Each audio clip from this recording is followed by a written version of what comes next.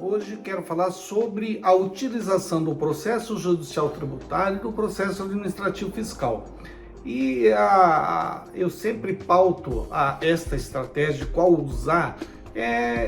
Quem me ensinou, que me deu uma boa orientação sobre isso, foram as empresas de auditoria, porque elas sempre querem que você, advogado, é usual isso, faça uma estimativa de êxito e também já indique qual é a sua estratégia naquele processo, o que você pretende fazer com aquele processo.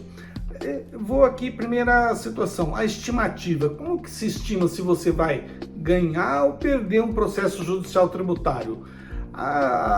Eu penso o seguinte, se for aqueles processos em série, que tem já um julgamento do STJ, ou já tem vários precedentes, eu acredito que a estimativa fica mais fácil de ser feita, porque geralmente você já tem uma posição STJ, isso não dá certo, isso dá errado, então você consegue já fazer uma estimativa. Então a possibilidade de êxito você faz com base na pesquisa. Mas quando é um processo diferente do usual, um processo, por exemplo, decorrente de uma ação, de uma autuação fiscal, o que você faz com uma autuação fiscal e quando você faz ela que não tem assim precedentes?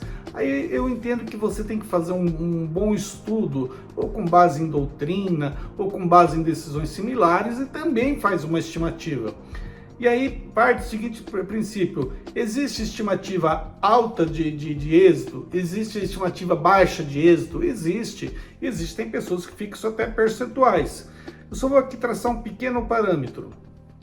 Quando que você deve usar todo o devido processo legal, ou seja, usar todo o processo administrativo, usar todo o processo judicial tributário?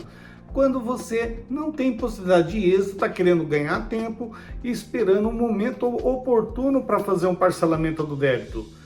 Agora, ao contrário, se você tem uma possibilidade de êxito enorme, eu pessoalmente entendo que você já deve entrar com uma ação anulatória de débito e diminuir esse prazo. Aí, em vez de ter um prazo longo, você resolve num prazo curto. E qual a vantagem da ação anulatória de débito? Você não precisa garantir o juízo como você garante nos embargos à execução. Então você simplifica, e uma decisão de uma ação anulatória, ela extingue a execução. Então estamos assim já definindo uma estratégia. Então, se o resultado é iminente, usa anulatória. Se você vê que não vai ter resultado e você está só contando com o tempo e esperando o momento apropriado para fazer um parcelamento com refis, com anistia de multa e juros, então eu entendo que você tem que esgotar todo o processo e não entrar com ação anulatória que encurta o tempo. E aqui eu quero só fazer uma pequena referência de estatística. Veja só, as pessoas me perguntam, mas qual é a possibilidade de êxito quando eu tenho uma decisão de primeira instância contrária? Isso tem muito. Por exemplo, você faz uma defesa administrativa perante a Receita Federal e já não tem a decisão ali favorável. Qual a possibilidade, estatisticamente, de reformar aquela decisão de primeira instância? É muito baixa. Só para vocês terem uma ideia, um pequeno apanhado que eu fiz aqui, 80% dos processos que você entra com recurso para julgar no CARF, você não tem êxito.